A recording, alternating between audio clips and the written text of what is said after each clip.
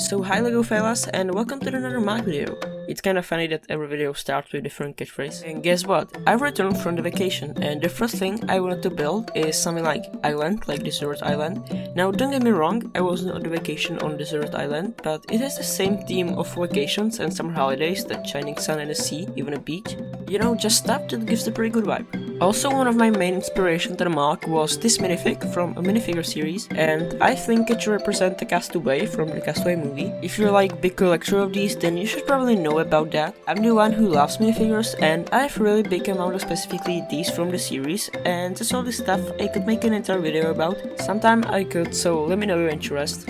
The first thing I've built and I focus very much on is a water element. That makes about 50% of the entire build, and actually I really don't know if I totally agree with that how it looks. Not that I literally hate it, but the building itself was pretty much freestyle, I guess you could say. I didn't have any certain vision of how the water will look like, and that's another reason I really struggled with finding as many blue plates as the build required.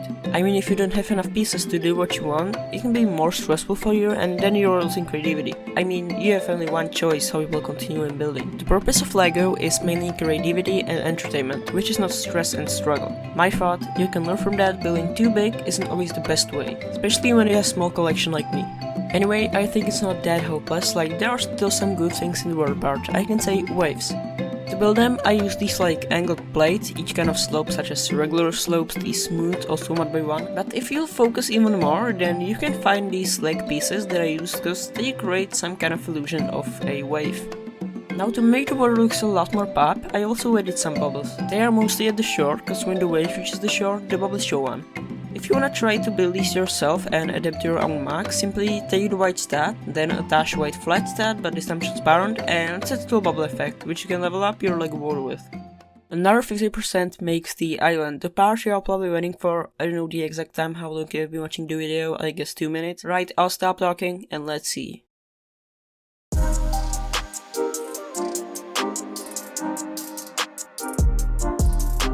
Okay, so the reason why I add the hype intro here is that I wanted you to notice all those tiny details surrounding the build, and also to notice those tons of references to the actual movie Castaway. So I'll begin with the reference that you're not gonna see at the first sight because it's kinda small, and I'm talking about this skate.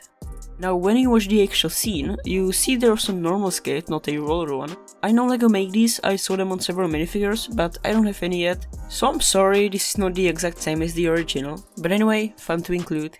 This reference that I put in the water is kinda related to the previous one, cause do you know where all the suspicious stuff on the island come from? I really don't wanna spoil, but this is one of the FedEx boxes that float to the island. I'm not gonna say why, you gotta find it out yourself by watching the movie. But now to make the FedEx box looks like the FedEx box, I took a 3x2 white plate, then I connected 2x2 white tile, a 1x1 orange tile, and last a purple stat, which I really have a lot in my collection by the way.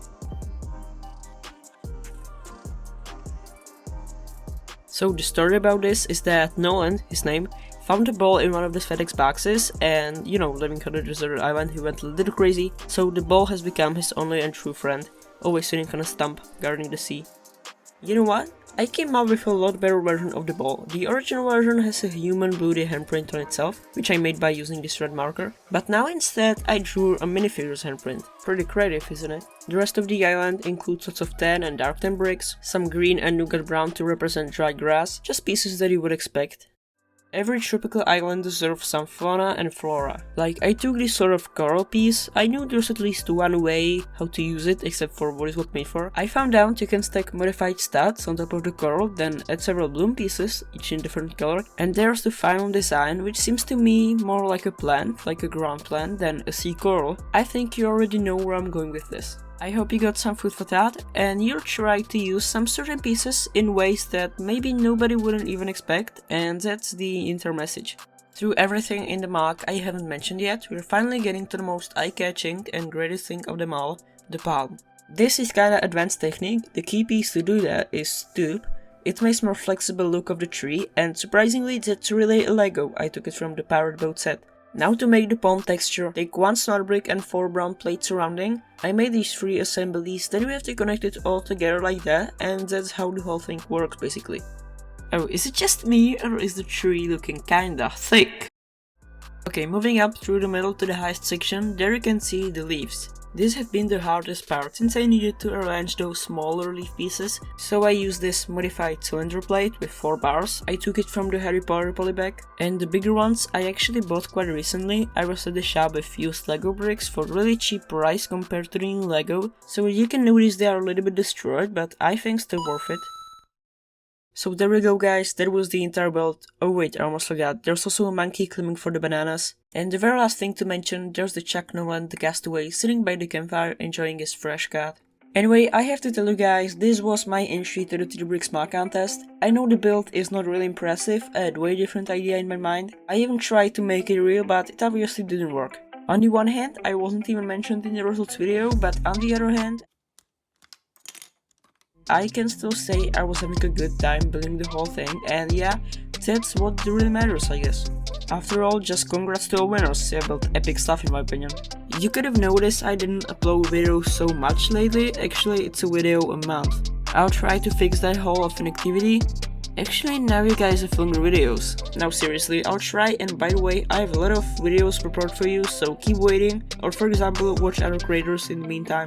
I hope you enjoyed, follow me on Instagram, unless I just built something, then you'll see it right there, plus some extra info and sneak peeks to the new content. Just be creative and see you later.